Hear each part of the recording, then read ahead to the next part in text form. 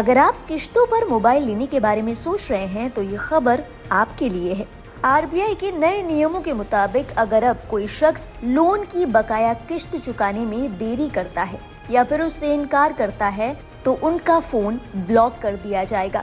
अब अगर आपके जहन में सवाल आ रहा है कि ये फोन ब्लॉक कैसे होगा, किस कंडीशन या हालत में होगा और लोन देने वाली कंपनी या बैंक किस तरह से एक शख्स का फोन ब्लॉक करेंगे, ये तमाम चीजें आपको बताएंगे डिटेल में।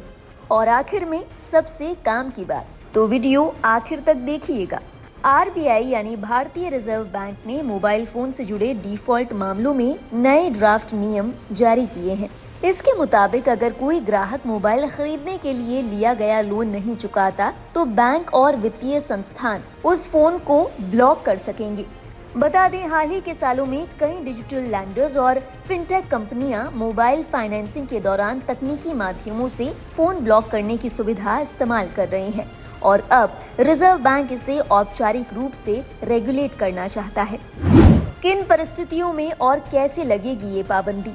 बैंकों को फोन कंट्रोल करने के लिए कुछ सख्त नियमों का पालन करना होगा। आरबीआई ने ये बात स्पष्ट कर दी है कि ऐसी पाबंदियां सिर्फ तभी लगाई जा सकती हैं जब लोन का इस्तेमाल खास तौर पर उस डिवाइस को खरीदने के लिए किया गया हो। आरबीआई की ओर से बैंकों को कुछ खास रूल्स फॉलो करने के लिए कहा गया है ताकि ग्राहक को सहूलियत हो।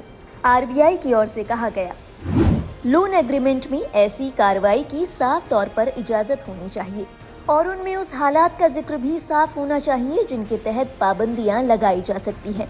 इसी के साथ ग्राहकों को ये भी बताया जाना चाहिए कि किस क्रम में कार्रवाई की जाएगी। वहीं डिफॉल्ट ठीक कराने की समय सीमा क्या होगी, अगर लोन लेने वाले ग्राहक को शिकायत करनी है तो इसके लिए कौन कौन से तरीके उपलब्ध होंगे, इसके बारे में जानकारी देना जरूरी है। बैंक कब ले सकता है एक्शन?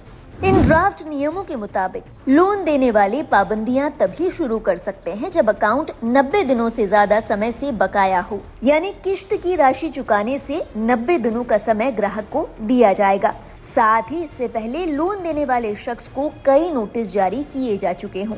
बैंक को सबसे पहले तब एक नोटिस जारी करना होगा जब लोन 60 दिनों से अधिक समय से बकाया हो। इसमें लोन देने वाले को डिफॉल्ट ठीक करने के लिए कम से कम 21 दिनों का समय दिया जाएगा। कोई भी पाबंदी लगाने से पहले दूसरा नोटिस भी देना जरूरी होगा। इसमें 7 दिन का और समय दिया जाएगा। अब कुछ ज्यादा अक्लमंद लोग ये सोच रहे हैं कि फोन तो हमारे पास होगा, भला बैंक उसे कैसे ब्लॉक करेगा?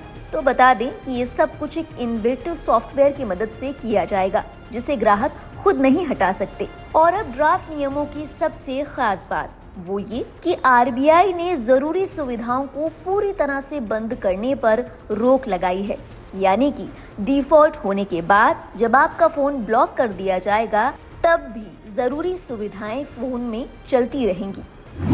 इन सुविधाओं में internet access, incoming call, emergency यानी एसओएस नंबर, सरकारी या सार्वजनिक सुरक्षा से जुड़े संदेश शामिल हैं। इन्हें बंद नहीं किया जा सकेगा। आरबीआई ने लोन देने वाले को ये भी निर्देश दिया कि वे डिवाइस को तुरंत पूरी तरह से बंद करने के बजाय ग्रेजुएटेड अप्रोच अपनाएं।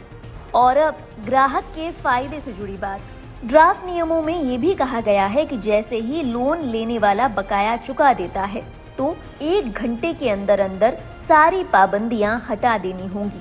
अगर गलती से ब्लॉकिंग रह जाती है या फंक्शनैलिटी को बहाल करने में देरी होती है तो ग्राहक को 1 घंटे 250 रुपए के हिसाब से मुआवजा देना पड़ेगा। साथ ही आरबीआई ने ये भी कहा कि लोन पूरी तरह से चुकाने के बाद फोन को नियंत्रित करने वाला सॉफ्टवेयर तुरंत हटाना अनिवार्य होगा। आपको बता दें, ये नया नियम 1 अक्टूबर 2026 से लागू किए जाने का प्रस्ताव है। आरबीआई के ये नए ड्राफ्ट नियमों को लेकर आपके क्या ख्याल है? क्या आपको लगता है कि इससे फोन के लोन से जुड़े डिफॉल्ट्स कम हो जाएंगे या फिर आपका मानना है कि शातिर लोग कोई ना कोई तिकड़म निकाल ही लेंगे? अपने विचार हमारे साथ साझा करें कमेंट सेक्शन में। आगे की बात आपसे वहीं होगी। देश और दुनिया से जुड़ी बाकी अहम खबरों के लिए आप देखते रहिए लाइव हिंदुस्तान।